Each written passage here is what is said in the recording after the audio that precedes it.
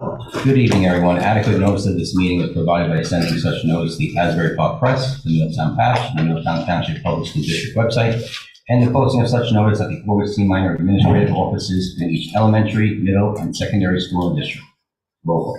Mrs. Caminetti? Here. Mrs. Farley? Here. Mr. Fitzgerald? Here. Mr. Heffernan? Here. Mrs. Minimes? Here. Mr. Toth? Here. Mrs. Wright? Mrs. Tobacco? Here. Mr. Capone? Here. I need a motion to go into exec session to discuss matters of HIB update on residency, settlement agreement, personnel matters, negotiation, and legal matters. For the record, I know it indicates School Ethics Act under legal matters, but it's actually legal procedure concerning board governance. So moved. Second. All in favor? Aye. Opposed? You back to the law.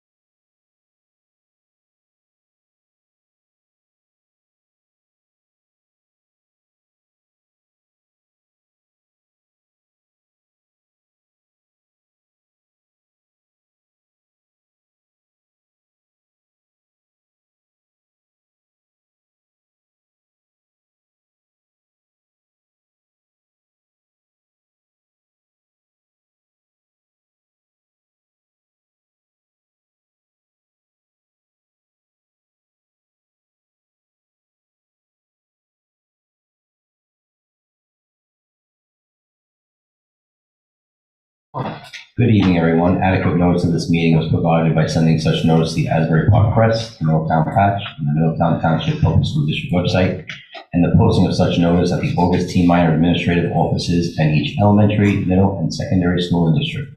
Roll call. Mrs. Caminetti? Here. Mrs. Farley? Here. Mr. Fitzgerald? Mr. Heffernan? Mrs. Minuis? Here. Mr. Toth? Here. Mrs. Wright? Mrs. Tobacco? Here. Mr. Capone? Here. Ms. Hallam? Here. Mr. Marine? Now we stand for the pledge of allegiance and a moment of silence. With sadness, we share that Jacqueline Lurch passed away on March 17th. Ms. Lurch served as a kindergarten, first, and second grade teacher at Ocean Avenue Elementary School for 35 years. We extend our deepest condolences and gratitude for our dedication to our students for so many years, to the Lurch family. I pledge allegiance to the flag of the United States of America and to the republic for which it stands, one nation, under God, indivisible, with liberty and justice for all.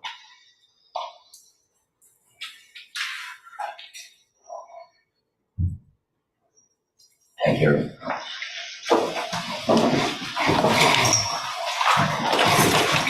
Okay, we're going to start off with our student speakers this evening. Leanne is not here, so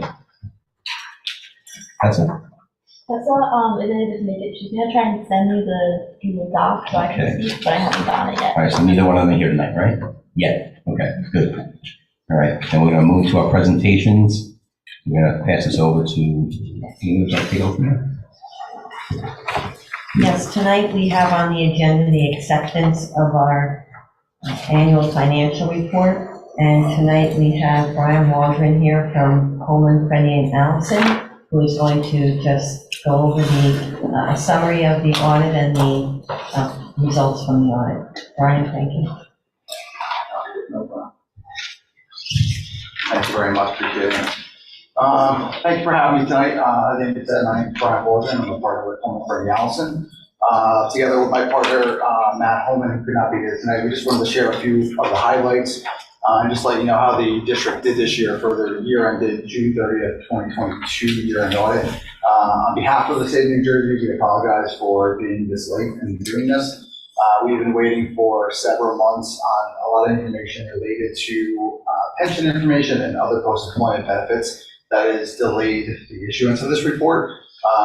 You are still timely. The report has been issued. We had until 3/31 to do so, so there's no compliance issues as far as that goes. But again, our apologies for having to do this presentation at the end of March. I just want to clarify, it's not just Middletown, this is across the state, so it wasn't just one. Correct, yeah. Yes, the state, thank you for that. The state of New Jersey provides this information for all the school districts across the state. So we actually just got a report from the state about a week ago that said there's only still about 75% of all school districts have submitted. So there's still 25% of all school districts to this day, which is due on Friday. They're still outstanding as far as the reports go. So unfortunately, a lot of this is out of our control, out of the business office control. We'll do our best to continue to move this forward in the future, but I can't unfortunately make those promises to you. So I'm just going to get in as Amy shared with you, and you can see on the screen. I just prepared a little brief presentation, 2 or 3 page thing. I'm not going to go through everything here.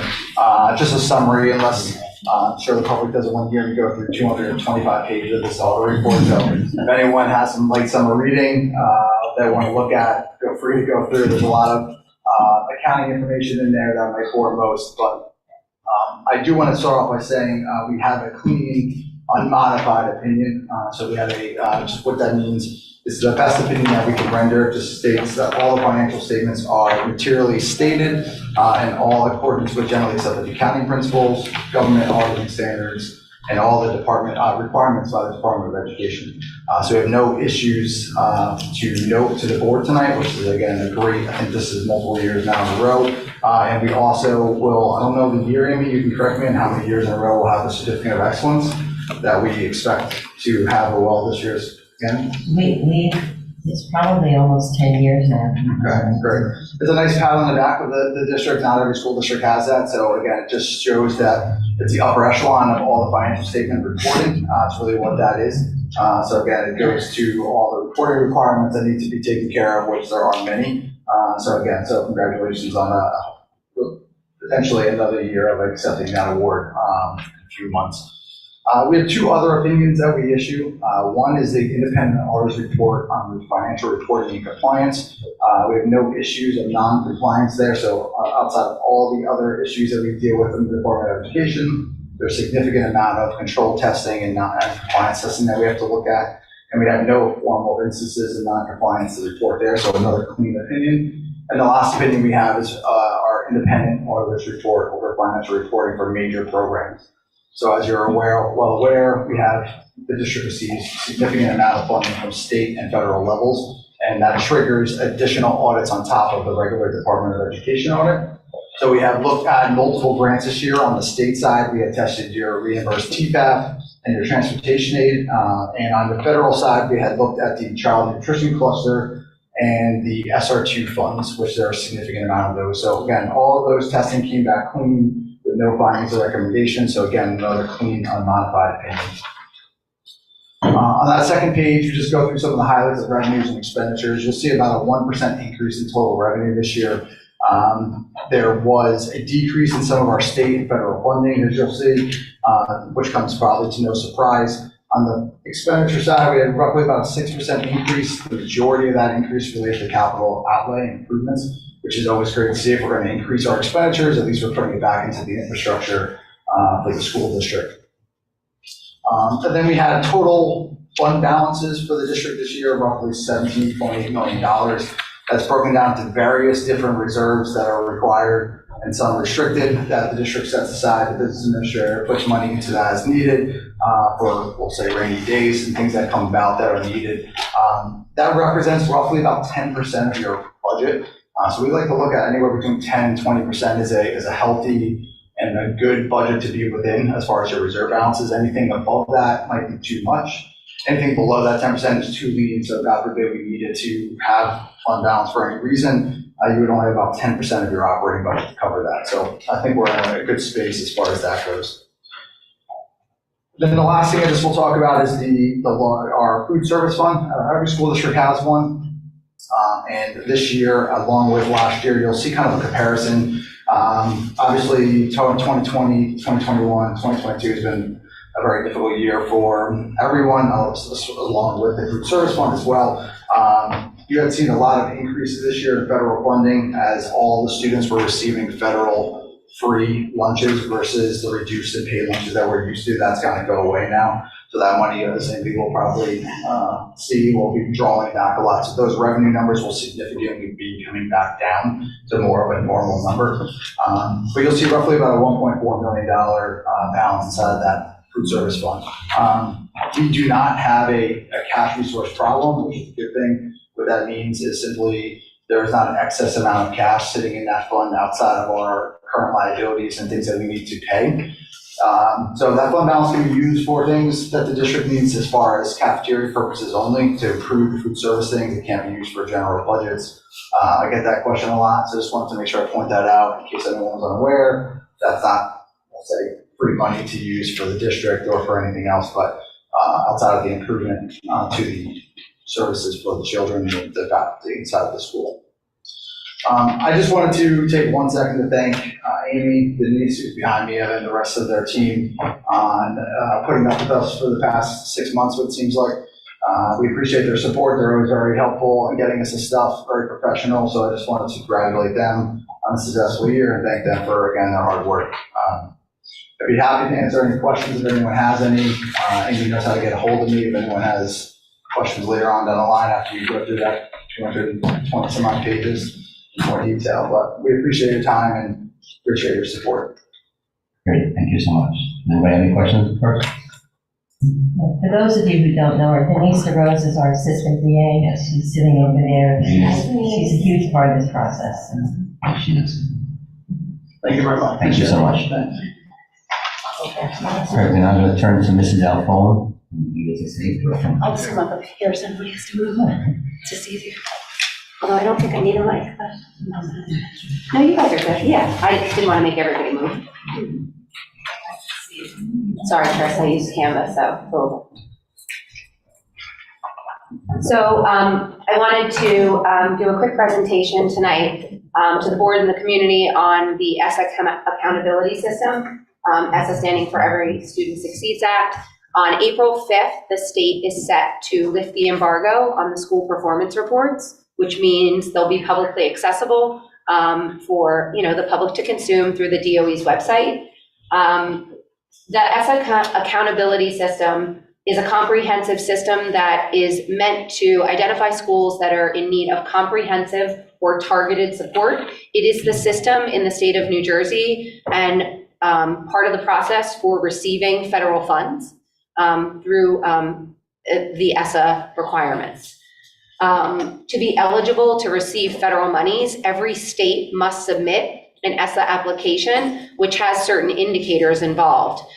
Schools need to and are required to have a piece of their plan which shows achievement data, growth data, and school quality indicators. If you remember back to during the time of COVID, when we were not in school for sustained lengths of time, the state had to submit a waiver to the federal government for excusal from taking the NJSLA, and that was actually due to the ESSA requirements, because part of the state plan to receive federal funding was to have an achievement test. So I did want to go over tonight a little bit about what comprises that end score that will eventually be published for consumption, because it is a little complicated as to how that's calculated. So go ahead, Chris.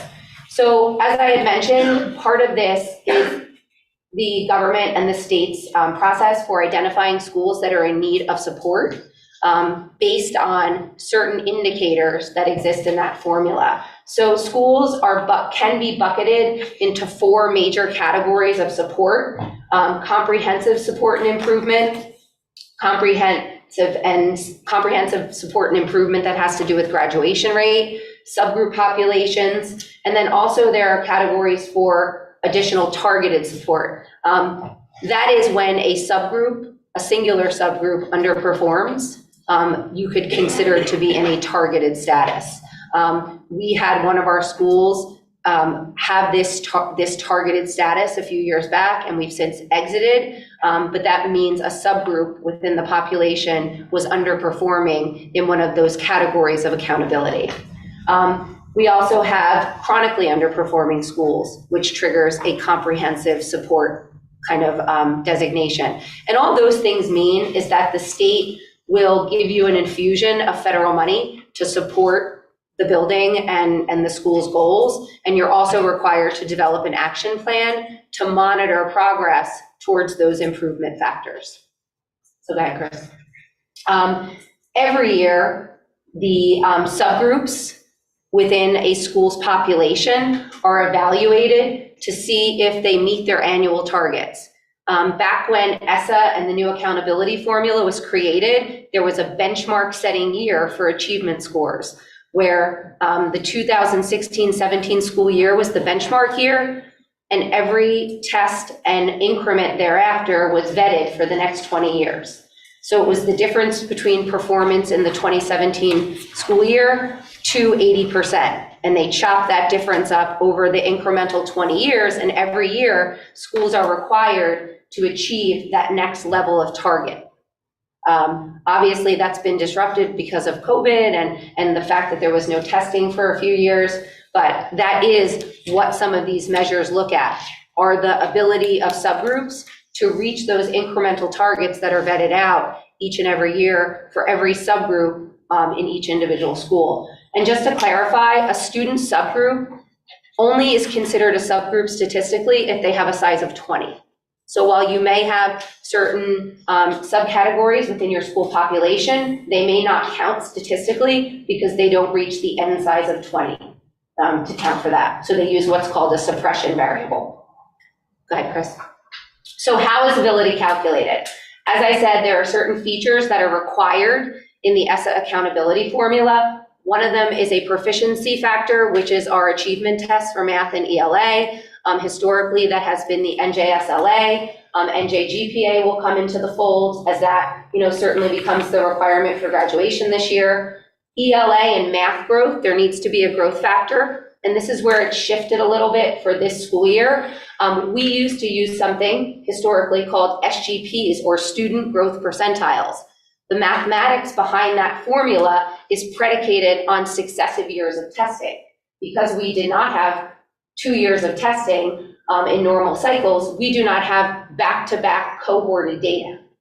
So the state needed to create a different mechanism for measuring that growth factor. And what they created was something called a relative school improvement measure. And I'm going to explain it as simply as possible, because it's a little bit wonky how they did it. So our last 2 testing years were school year 17-18 and 18-19. They took the average scale scores for those 2 years, and they found the average of them. So for instance, if you scored an average of a 700 on the scale score, the raw scale score, in 17-18 and a 750 in 18-19, your average was 725 between those 2 years. They then took last year's scores, 21-22, and they found the average of all the scale scores from last year. Say that was at a 750. They subtracted those 2 numbers and found a difference. In that example, it's a plus 25.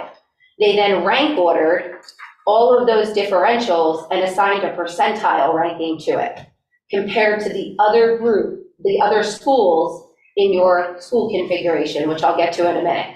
And then they rank ordered them, assigned a percentile, and that's how that growth score is calculated and generated for this school year only. Next year, they will return to SGPs, because we'll have back-to-back testing years and then true cohorts to compare. At the high school, the 4 and 5 year graduation rates are used for growth. They do not use SGPs because not every student takes a test every year. For some schools, none of ours, progress towards English language proficiency is factored in through the assessment called the Access for ELLs. We do not have any of our buildings that have a subgroup of above 20. That is why we don't have that count into our accountability formula. The last measure that all schools have is the school quality indicator. New Jersey, in their ESSA application, chose chronic absenteeism, and that is for all schools regardless of their grade band configuration. So how is accountability calculated?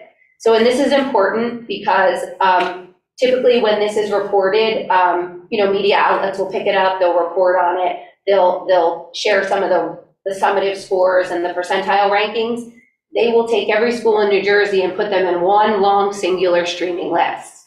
And that's a flawed system and really presents a skewed perspective of the information, because that's not truly how it's calculated. So what happens is each school's 100% is broken down into those different factors that I spoke about, dependent on the grade level configuration. And you are only compared to schools and rank ordered within your configuration. So here are the configurations that we have in our district.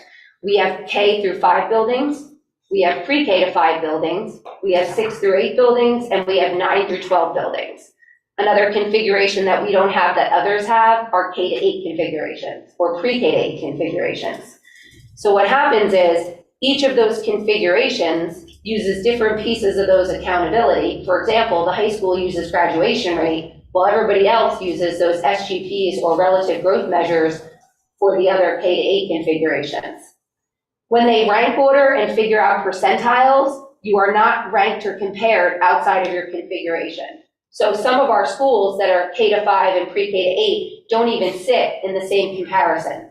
So a school that has preschool in our district is not compared against a school in our district that does not have pre-K, because they're considered different configurations. So, that's an important perspective to have, because when someone reports on this, they don't necessarily share that piece of the information, because that does become relevant. So here's an example of the weighting of the various configurations for pre-K to 5, K to 5, and 6 through 8 configured schools. So the 2 proficiency scores, which are the achievement pieces, the NJSLA, which is what we take in New Jersey, is weighted at 17.5% for each of those areas. 17.5 for math, 17.5% for ELA. Each of the growth indicators is weighted at 25%, and then the chronic absenteeism is weighted at 15%. And that's how they get that 100% that goes into that comparison piece. At our 9 through 12, one thing shifts. The proficiency indicator, which will soon be the NJGPA that 11th graders took, is weighted at 17.5 and 17.5 for each content area. And then the 4 and the 5-year graduation rate is actually used for the growth indicator. Chronic absenteeism is 15% for everybody across the board. So here's just an example. So that way, when you see some of these numbers, you kind of understand, what happens. So for every indicator, a score is generated based on comparative relative data for those schools within the configuration. And then they find out a weighted point amount. So for example, if a school received 62.96 points for their ELA proficiency indicator, the formula takes 17.5% of that, and that gets calculated into the summative score. So there's a total weighted point amount that each school receives. And then within the configuration, all of those point totals are percentile ranked. And what you will see published in the media is the percentile ranking, but that is how they get to that number. Go ahead, Chris. So I just wanted to give some perspective on that. It will, like I said, the information is set to be unembargoed. The embargo is lifted April 5th. They are slated to have it published to the DOE's website that day. We will be sending a communication home to parents. It's time to go out April 6th, which will just explain that in a really succinct manner so that when people see that information, they have some reference points. But we did want to have some perspective for the board and the community because we will be on break when those scores are released. That's it. All right. Ms. Alphone. You're welcome. Thank you. We're going to move on to our committee reports now. Mrs. Tobacco, negotiations. So tonight I'm happy to report that we will be voting on 3 contracts. One is the MTAA that was settled yesterday. One is the salary guidance for the MTEA, and the other is the coaching stipends for the MTEA. Do you have any questions? Thank you. Thank you, Mr. Tobacco. Moving on to curriculum and instruction, Mrs. Parker. Yes, we met on March 16th, and it was a great meeting. Just a couple of highlights that I think are relevant. A few schools were running pilot programs of new diagnostic screeners that are eventually going to replace the Linkit program. So that was Star 360 or iReady. So the district is putting together feedback groups that will include parents and staff and other administrators to try to just get input on what everybody thought of those various tests and try to make a decision about which one we should adopt for next year. And then we are going to be moving away from F&P in K through 2 reading and moving to the Dibbles 8,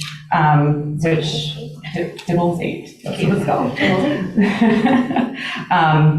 Which is administered 3 times per year, fall, winter, and spring. And it acts as an early warning system for potentially struggling readers. So it's widely considered to be, I think, just a much better resource for young readers in K through 2. So that's pretty much it.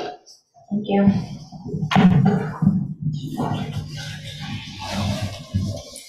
Okay, thank you, Ms. Alphone. Student services? Move it up. Ms. Farley, I'm It's sorry. okay. And Mr. Tokiro. Thank you. Yes, we also met on the 16th, student services, in the same meeting. Had a good discussion about a number of topics, just some highlights to hit. Ms. Alphone reported about the March 9th PIC meeting, at which she gave a very informative and thorough presentation that gives a good comprehensive overview of all the special services, or many of the offerings we have, but also the philosophy the district has regarding inclusion, how many of the various ways it's implemented to date, and what the plans are to keep implementing that and establishing that as our philosophy going forward, with increasing inclusion opportunities. That presentation is available on the district's YouTube page. I encourage everybody to check that out. It's very informative. And it will be presented to, is it all staff? A modified version. Or a large group of staff members on April 12th will get the same presentation regarding that inclusion philosophy. We also, I was just going to mention, we joined a Middletown Friends of Diverse Learners meeting on the 16th as well, which was great. And we got positive feedback about that presentation I just discussed.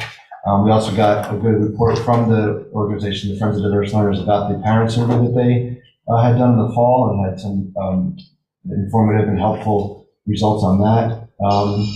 And Ms. Alphone explained during our meeting that the administrative org chart is still under review, and we're they're working on identifying ways to more efficiently and effectively structure things to support this curriculum instruction and special services committees. So we look forward to seeing that soon.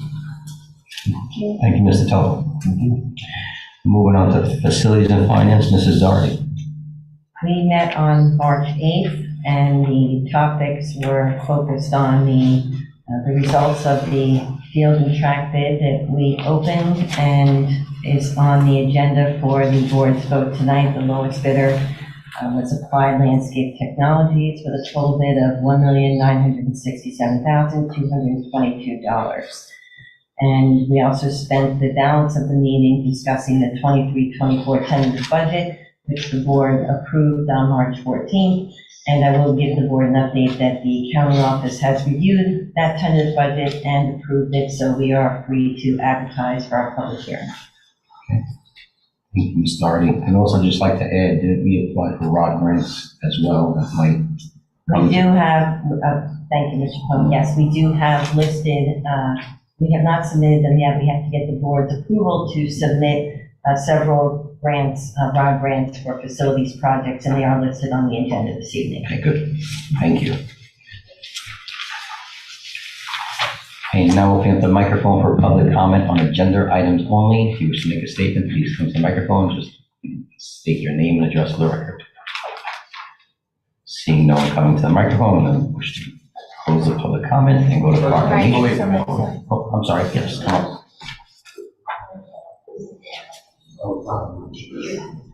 This is agenda items only. There'll be another change. There'll be another one. I don't think this is on the agenda. Okay. Okay. All right. Proclamations. We have the National Autism Awareness Month, National Paraprofessional Appreciation Day, Child Abuse Prevention Month, and that was all of them. We need a motion to approve the minutes from executive session 2/28/23, workshop regular voting meeting 2/28/23, executive session 3/14/23, and special voting meeting 3/14/23. So moved. Second. All in favor? Aye. Opposed? Abstentions? Okay, moving on to the report of the president. Just like to say first that the South, and I heard the North, I did not get a chance to get there. The plays were absolutely spectacular. I took my two children with me, and we just had a ball. It was an amazing performance that they put on over at South. And I heard North was just as good. North of amazing. Yes. We went there, yes. Somewhere there, haven't stopped reading it on. And congratulations to all our educators this evening. We actually had the Educator of the Year awards, and we thank you for all you do, and congratulations on a phenomenal year so far. Moving on, I need a motion to approve 14A1. 14A1 only. So moved. Second. Discussion? All in favor? Aye. Opposed? Abstentions? I need a roll call vote on 14A2, which is the MTEA contract. So moved. Second. Amy? Mrs. Caminiti, Yes. Mrs. Farley, Yes. Mr. Fitzgerald, Yes. Mrs. Minuis, Yes. Mr. Tulp, Yes. Mrs. Tobacco, Yes. Mr. Capone. Yes. Motion passes. Need a motion to approve 14A3. So moved. Second. It's the MTEA coaches and club stipends. Ms. Nardi? Mrs. Caminiti, Yeah, okay. Yes. Number 2 was the stipends, wasn't it? Number 2, No. actually, Okay. All right. yes. number 2 was the stipend, yes. Right. No, the sidebar is the stipends, which is number 3. Number 2 was the revised salary guide. Correct. I see D1, D2 in there, that's what I All thought. right, so we're on number 3. Yeah, Ms. Doherty. Mrs. Caminiti? Yes. Mrs. Farley? Yes. Mr. Fitzgerald? Yes. Mrs. Minuis? Yes. Mr. Tulp? Yes. Mrs. Tobacco? Yes. Mr. Capone? Yes. Moving on to the addendum item 14A4, which is the MTAA contract. So moved. Second. Ms. Doherty? That's separate. It's on the addendum. Oh, okay. Mrs. Caminiti? Yes. Mrs. Farley? Yes. Mr. Fitzgerald? Yes. Mrs. Minuis? Yes. Mr. Tulp? Yes. Mrs. Tobacco? Yes. Mr. Capone? Yes. Now I'm going to turn over to Amy for 14A5 resolution. 14A5 is a resolution being added to the agenda this evening. Resolution disapproving of the conduct of board member H. Barry Heffernan. The board has the resolution for review. Roll call, please. I need a motion. So moved. Second. Second. Roll call, Amy. Mrs. Caminiti? Yes. Mrs. Farley? Yes. Mr. Fitzgerald? No. Mrs. Minuis? Yes. Mr. Tulp? No. Mrs. Tobacco? Yes. Mr. Capone? Yes. Motion carries. Okay, we'll now turn it over to you, Amy, the board secretary monthly certification. Yes, we have our monthly certification that as of February 28th, 2023, no line item account has encumbrances and expenditures which in total exceed the line appropriation in violation with New Jersey Administrative Code. Thank you. And a motion to approve items C1 through 3. So moved. Discussion? All in favor? Aye. Aye. Opposed? Abstentions? Need a I'm sorry, Mrs. Walker, superintendent. I don't really have much other than to also say that we did honor our Middletown Public School Educators of the Year tonight. This is always a recognition that is a highlight of our school year. These educators have inspired our school community with exemplary professional efforts and dedication to our students. I'd also like to reiterate how great the school plays were. They garnered rave reviews and showcased the incredible talent of our student performers and production crews. And just a reminder that the district weekly newsletter is a really great source of information about the wonderful happenings that are going around our district. So please take a look at them. They come out on Friday. And finally, our spring recess begins next week. I hope everybody has an opportunity to, recharge, have a little fun. Hopefully the weather's good. And as soon as the dates are finalized, we will be sharing our graduation and promotion dates. Thank you, Ms. Walker. Okay, I need a motion to approve D2 through 6, and we are tabling item 241403. So moved. Second. Discussion? All in favor? I'm abstaining. All in favor? Aye. I'm Opposed? voting no to number 2, yes for the rest. I'm voting no on number 2. As for the rest, abstentions. Jackie? Abstentions. I'm abstaining on the number 2. Okay. Yes, it is. That's for the rest. Perfect. Need a motion to approve item 15A1 through B3. So moved. Second. Discussion? All in favor? Aye. Opposed? Abstentions? Motion to approve items C1 through G1. So moved. Second. All in favor? Aye. Opposed? Abstentions? I need a motion. I I just had a question on the number 2. Which Can we one? get a revised copy of the PD? Which one are you talking about, Joan? Give me the exact. The, C1, C2? yeah, I think it was the, C2 is the. professional development chart. We're not there yet. Oh, we're not. Not there. Yeah, we revised it. All right. Is that attached? We revised it earlier. Okay, I'm in personnel now. Oh, so, Everybody yeah, there? so, Okay. Motion to approve item. I'm sorry, Yeah. we're administratively withdrawing number 10 on the personnel report. There you go. Okay, items, motion to approve items 1 through 9 and 11 to 15. So, All in favor? Aye. Opposed? Abstentions?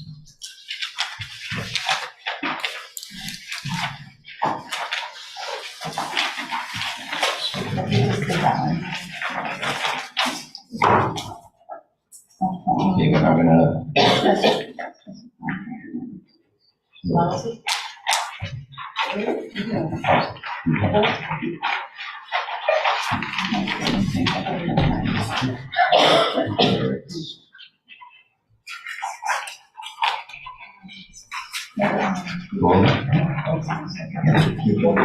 Okay, before old business, Philia, would you like to say anything?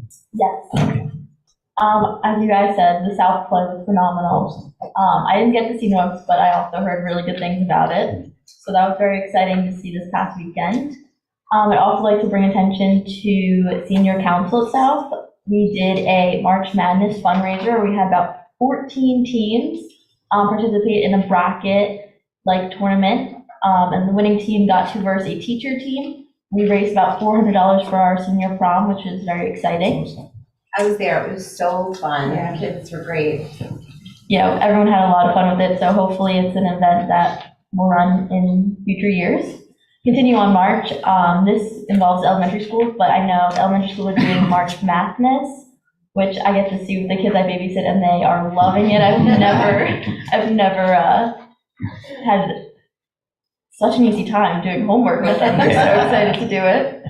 Another thing, do we have a graduation date yet? That's a big question. We are working on it. We should have it soon.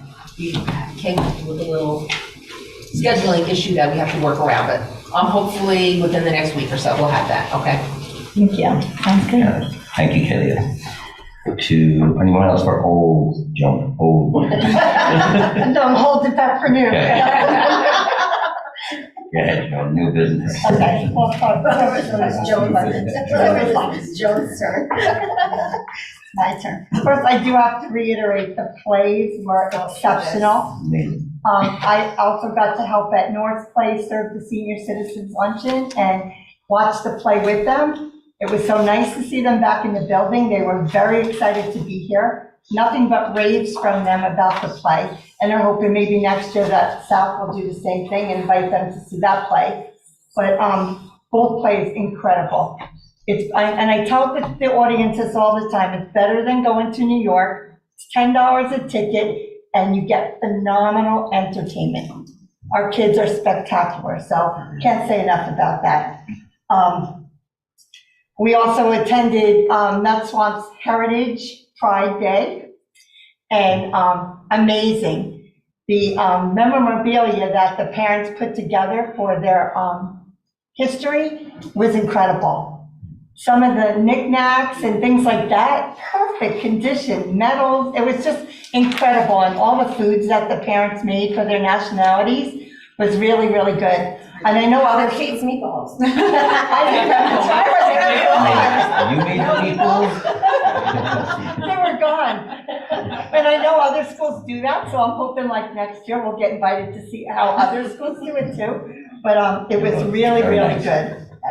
A few upcoming events this Saturday. If anybody's cleaning out your closet this week before the holiday, there is a clothing drive at Thorne from 9 to 12.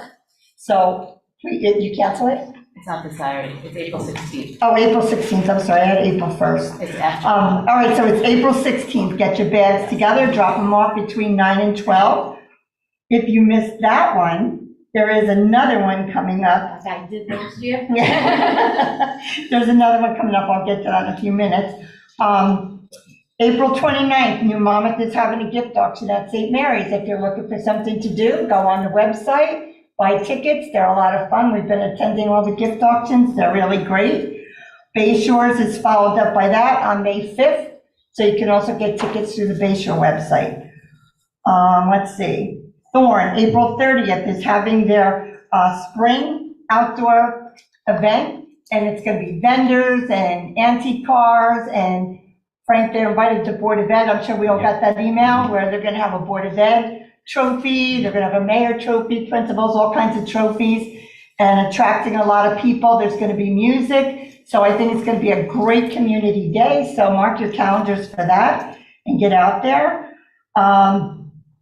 April 17th, Leonardo is having a golf outing. If anybody golfs, they're looking for golf teams. You can contact the leonardopta@gmail.com. Or if you would like to just attend their dinner, you can also contact them through there and support the PTA there. Let's see, the art show is coming up next month, April 26th here at High School North. Phenomenal show, you don't want to miss it. All the talent is incredible. And on May 3rd, Leonardo is also having a Wizards game at High School South. We just attended the one that Navasink, Fairview, and Village had. It was jam-packed, it was a lot of fun. The kids they really attend to the kids. They had a blast. So if you're looking for something to do, that's another good activity to support the schools. And I think that's all I have for this month. You sure? I'm just trying to keep everybody updated and get the community together to support all our schools. And just being together is a lot of fun. So, one Middletown. That's right. Thank you, Joan. Anyone else for new business? I just have one thing. Do we, I don't know if this is something for a committee or however to address it, but the new announcement about the additional state funding, I know at the end of the day, probably not a lot of money for us. But The S2 funding? Yeah. So that was 66% back to you of the difference, which, I don't know, Amy, if they opened up it, do we have to just? No, I don't think the bill's been totally passed and signed yet, but it's moving through. Yep. Thursday, I believe. So what, yes. And you're gonna have, each district's gonna actually have to ask for An that application for it. And it might have never gonna be on the table, but you know, you never know. I was just, it sounds like my math, which I was hoping was wrong. I think you're right. Oh, it is. Okay, thank you. Okay, moving on. Anyone from business?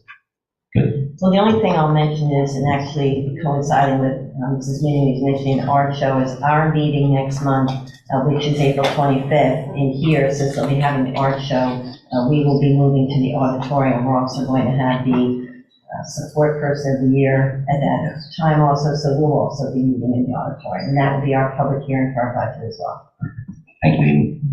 Moving on to public comment. If you have a public comment to make, please step forward, state your name and address for the record. How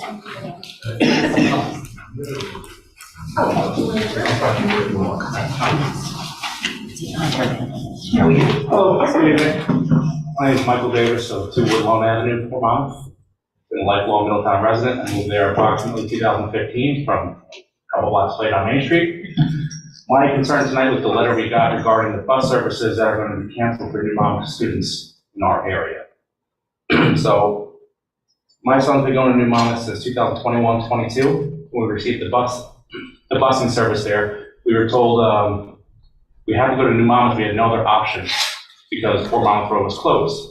Despite me being able to visibly see Harmony's grounds from my house, we can't go there. We had to go to New Monmouth. We were open to going to New Monmouth, provided that we had bus transportation, as it's walking distance 1.95 miles away. The letter stated that they were canceling the bus services because they were further outside the 2-mile range. To expect a 6-year-old, 7-year-old, 8-year-old, any elementary school child to be able to walk nearly 2 miles across generally unguarded crosswalks, of the multiple entryways to get to New Monmouth from our area, the only one that's under 2 miles is unguarded. There's no marked crosswalks across Main Street to J Drive. the majority of the crosswalks on Wilson Avenue are unguarded, actually all of them. Only one side of Wilson Avenue has a sidewalk, so they have to cross Wilson Avenue, go up to Cherry Tree, which is also unguarded, go down to New Monmouth Road, and then cross over there. I can't really see how you could expect any child to be able to do that, especially in inclement weather. So I was just wanted to voice the disappointment in the busing scheduling and hoping for reconsideration for the busing for our whole community. There's a lot of us that go there, or to be reconsidered to enroll in Harmony Elementary, which is 2 blocks away. Like I said, I can literally see it from the corner of my property. I'm actually at the intersection of Murphy, Main Street, and Woodlawn. So. Thank you for your comments. Would anyone else like to make a public comment? Just please step forward, state your name and address the record.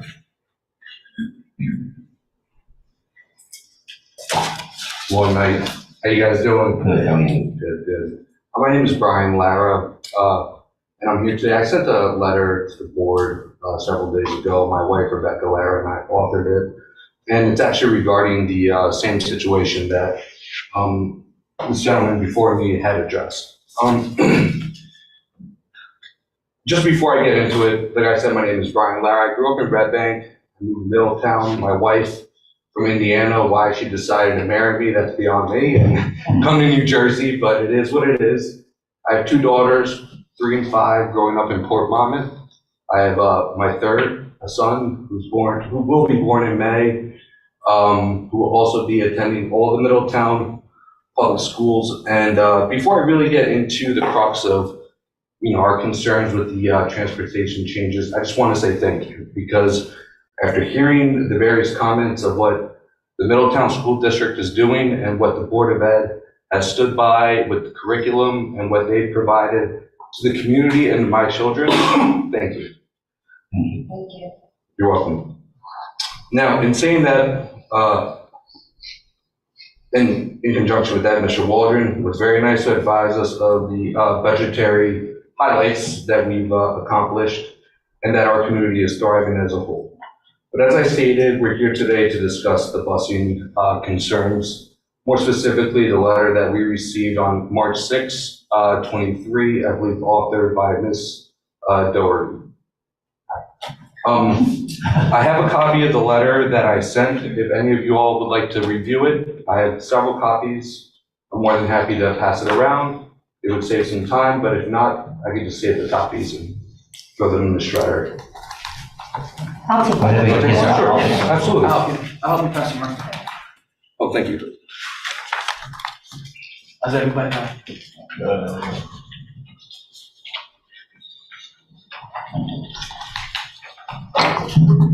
Now, for the many of us that live in the Port Monmouth community, it's a strong community. We, although we are naturally had objected to the closing of the Port Monmouth Elementary School, we've invited the changes and we've encouraged what those changes have brought. More importantly, opening up the Port Monmouth community to the whole of Middletown and allowing our communities to integrate and to understand one another. A big part of that, and probably a more minute detail, is the fact that when I take my kids to the bus stop, that's when I meet the people in my community. I've been there for 1 year. I don't know anybody. They didn't know me. They know me now. I go to school events at New Monmouth Elementary School. I love the teachers. I praise the principal every day. And that's how I've gotten to know people outside of Port Monmouth. But by taking away the busing, it would significantly and drastically interfere and burden not only my children, but the community as a whole, in being able to integrate with Middletown in its entirety and being able to connect with everybody with common issues that we may have. In saying that, we want to strongly and effortlessly tell the board that we're behind your decisions, more specifically with the curriculum, but not with this transportation cutoff. I understand that it was something provided for 3 years temporarily when the elementary school closed. But given that time, of course, a dependency is developed, a permanent routine is established, and a community has evolved. And that's something that we see that's important, not only to Port Monmouth, but to Middletown as a town in its entirety. The Middletown District Board of Ed has their mission statement that the district will responsibly and effectively utilize available resources to promote lifelong learning and responsible citizenship to our students throughout their learning journey. Transportation, all right, is it really that big of a deal? It is, because that's the time where my kids can get on the same bus or the same means of transportation with students outside of Port Monmouth. I'm not asking for much, it's 2 stops, sometimes even just 1 stop. But it does mean a lot to my family and I that they maintain that consistency. They know their bus number, they know their teachers, and they could just, you don't have to sit in my car for me to chauffeur them to a school that's jam-packed already with vehicles. But let these bus drivers work. Let them get on the bus with people that don't live on the corner of Mercer in Illinois or Main Street in Vermont. Let them see what other people are out there and how they're living their lives.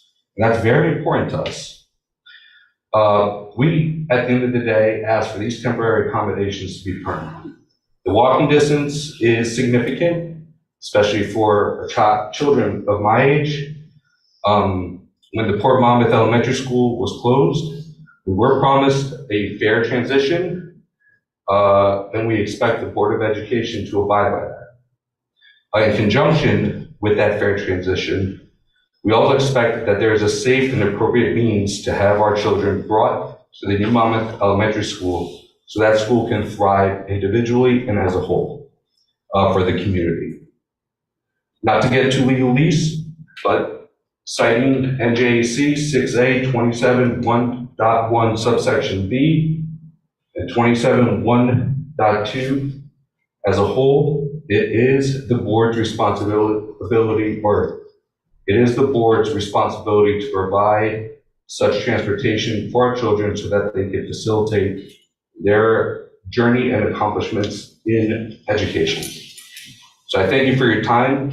I do not mean to take up more of your minutes, and I hope you could review what I've written and reconsider your position and make the busing permanent. Thank you, Ms. Lyon. Thank you.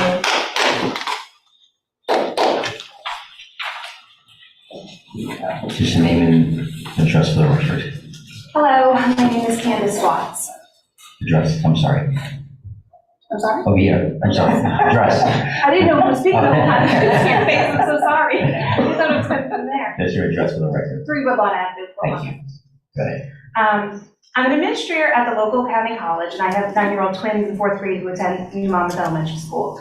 When we moved to our current residence 7 years ago, I thought it was odd that my kids were not zoned for Harmony Elementary, as the real estate agent told us they would be, especially seeing as the distance is actually physically closer than that of Port Monmouth School. Nonetheless, my 3 kids loved their time at Port Monmouth Elementary, and we were all devastated when it closed in 2020. When we were told that we'd be rezoned to New Monmouth School, panic immediately set in for many of us who had major concerns over how they were getting their kids to and from school.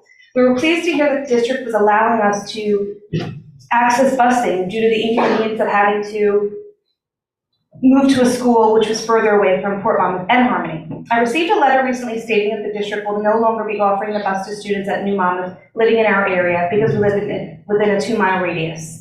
We have a lot of concerns that need to be addressed. Firstly, I live 1.9 miles away, according to Google, from New Monmouth School. My children would have to cross over Main Street with the crossing guard and then walk up to J Drive where there is only a sidewalk on the opposite side of the road. There's no crossing guard here, but they would be forced to cross to be on the sidewalk. Furthermore, walking down J Drive, they now need to cross over Wilson Avenue to access that sidewalk. Once they reach Wilson, once again, no crossing guard. It's a very busy main road, those of you who are familiar. as there's no sidewalk on the right-hand side of Wilson. I'm sorry, I'm trying to make my notes. Cherry Tree Farm Road. What am I saying? Okay, I'm sorry, I'm losing track. If they were to choose a route that had crossing guards at each point to New Monmouth School, we would be well over 2 miles. It'd be 2.5 miles. Furthermore, I understand the families residing in this development behind Church Street would still be allowed to keep their bus. The students will live well within 2 miles of New Monmouth, some as close as 0.7 miles. And they are still permitted to transportation at school. That seems extremely unfair. These students, if they walked, would have access to crossing guards at all points, and it would take 15 minutes to walk to school compared to our 48-minute route. Mind you, that's an adult walking. On the grounds of equity and safety, I implore you to reconsider this decision. It would be a major disruption to the lives of so many families that have already been displaced due to the closing of Port Monmouth Elementary. Thank you. Thank you. Thank you.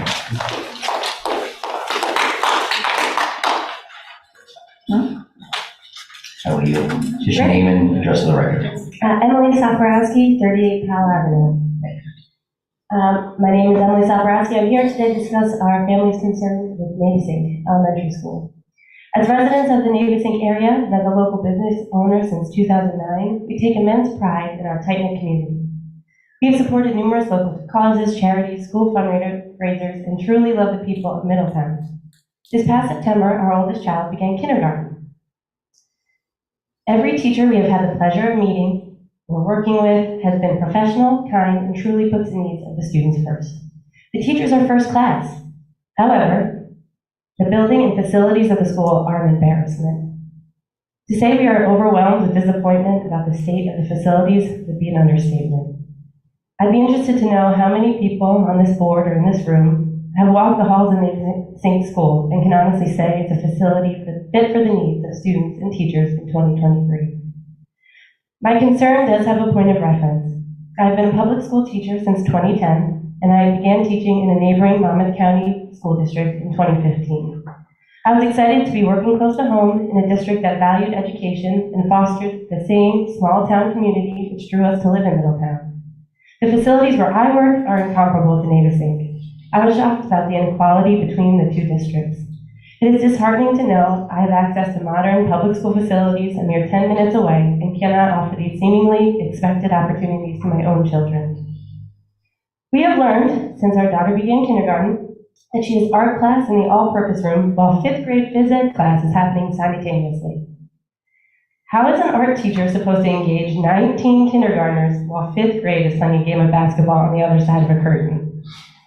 How many other instances during the week are the children at a disadvantage due to the lack of adequate facilities? It is unfair to the teachers and the students. Our students are spending their days as though they attend a one-room schoolhouse. Spanish, technology, music, and health classes are all taught in the same room where the children are for the majority of the school day. We recently went in to read to our daughter's class. The entire time we were reading, there was a loud, clanging, constant noise. Imagine someone using a metal hammer on a metal wall right in the same room. It was impossible to ignore. When we asked the kids afterwards, they said, "Oh, it's the heat in the basement." It has been brought to the attention of the maintenance department as it happens all day long. And they were told a part needs to be replaced. There was no response as to when the issue would be resolved. The teachers and students just have to deal with it. In any other career, this would be unacceptable in the workplace. Yet we believe this is sufficient for our children, an environment that is completely intolerable for most adults, and we're expecting kindergartners to focus and learn. Additionally, my son is hard of hearing. We've worked tirelessly to help him navigate a world designed for hearing people. He will have to work even harder to hear over this insane noise throughout the entire day. This is because they only leave that room for physical education, lunch, and maybe art class. I would like to quickly mention art class. Art class, like music class, is only offered to our students for half of the school year. As a music teacher in a public school, I can tell you this is not the norm. It is a huge disservice to our students. This is a separate issue and one parents should be made aware of. Why art and music, something students can continue to pursue long after their Middletown athletic careers are over, is only taught for half the school year to Navesink elementary students. How many adults in this room continue their athletic career after high school or college? I can say with certainty they enjoy music and art in their daily lives. To my point, and was mentioned quite a few times tonight, both Middletown high schools just put on Broadway-level musicals this past weekend, an incredible display of the talent in our hometown. It starts from kindergarten. Yet, from September through February, Navesink students receive no music education. It is unacceptable. In 2023, in an affluent township of Middletown, this is a disgrace. The teachers at Navesink School do an unbelievable job of making the incredibly small classrooms look warm and inviting, and try their best to instruct over loud, inefficient HVAC systems. It is alarming that no physical or structural updates, improvements, or construction have been done to that building in the lifetime of most of the parents, and honestly, the grandparents too.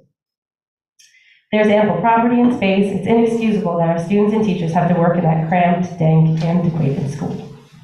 In a simple Google search, it's evident how much Navesink School is lacking in failing our children. Nothing changes if nothing changes.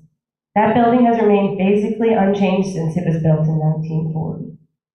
Our world has changed immeasurably since then, even more so in the past 3 years, and it's time Navesink School changed along with it.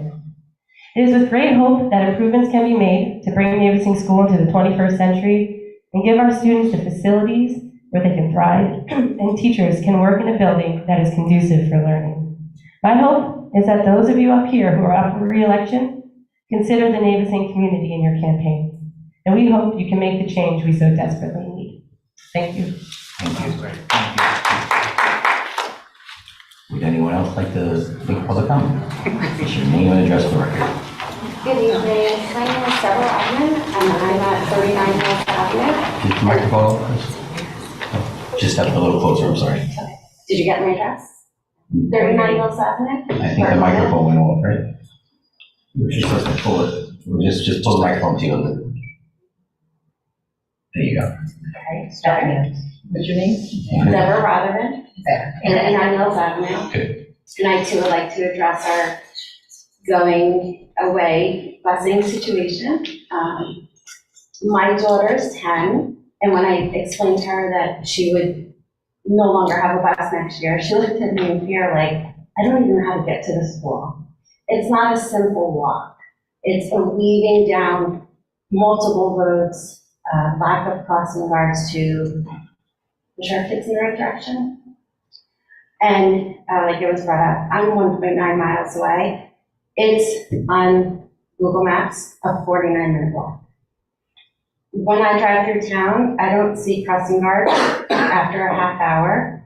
So on the way home, my daughter would not have a crossing guard to make sure that she is getting across the busy roads safely.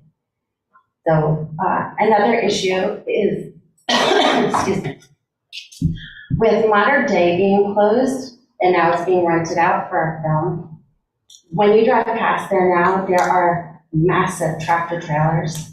There are box trucks, 24, 30-foot box trucks. There are buses. There are passenger vans. And there are people that work there that are not from this area. So I'm concerned when our kids walk past that, if these people don't realize that's a walking path for students, and they're looking schedules, pickups, drop-offs, huge machinery that can't stop on a dime. If our kids don't know that they need to stop there and there's nobody to tell them, that's a really potentially dangerous situation. I understand that film is going to end at some point, probably within several weeks. But Modern Day can rent out to anybody that they want. So how do we know who's going to come in there, what type of transportation, what type of people are going to be there? That's not our community that's there. So I just hope that you'll think about all the different scenarios that could happen. Think of your own children. Would you want them walking past that and coming into contact with who knows who? So for the 2 or 3 stops of children. It's really not that many kids. I can't believe that it would be such a detriment to the budget. So I'd really like for you to think about our safety issues and our concerns for our children and weigh it out with the little bit of money that you'll be saving. Thank you. Thank you.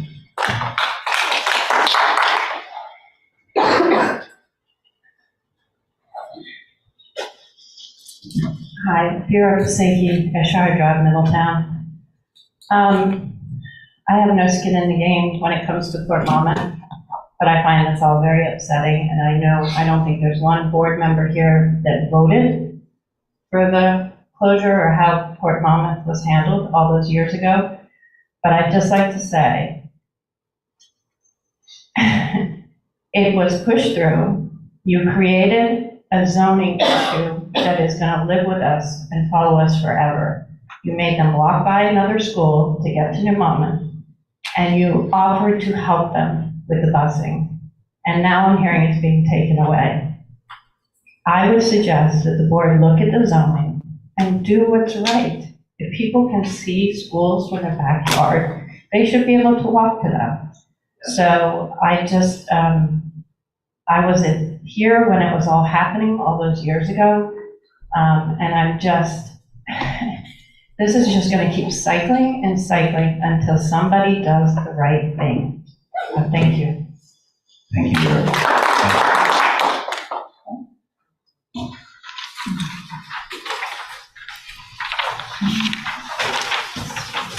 Good evening, everybody. Vittorio Di Donato, 32 Mills Avenue. Bought a house over here, 2017. Just like everybody else said, I thought we were going to be sending our kids to the nearby school within walking distance. Found out that Port Monmouth was the school that we were supposed to go to. At first, I looked at the school and I was like, oh my gosh, what is this thing? But eventually actually grew on me. I actually ended up liking it. I love the community. I love how family oriented it was. Got shut down. Got a question. Is it true that the former superintendent or boss before received a $30,000 bonus for balancing the budget for closing the school? No. No. That's just a question, but I'm actually gonna move on. Look, guys, I want for everyone to do well, especially you guys got elected. I want you to succeed at what you do. My only thing is the busing, really. We were promised there was gonna be a smooth transition to go to this new school, New Monmouth. At first, I was a little apprehensive, but then actually I ended up meeting the principal, Barry. Met a bunch of the staff. The teachers are great, actually, and they're growing. We like the school. The only issue that keeps coming up is this transportation. And I'm just asking you guys to figure out a way, with all these great minds sitting at this table, figure out a way that we can make it work, please. That's it. Thank you. Thank you. Would anyone else like to make a public comment? Seeing no one else coming forward, I wish to close the public session and motion to adjourn. Second. Discussion? All in favor? Aye. Opposed? Abstentions? Have a good night.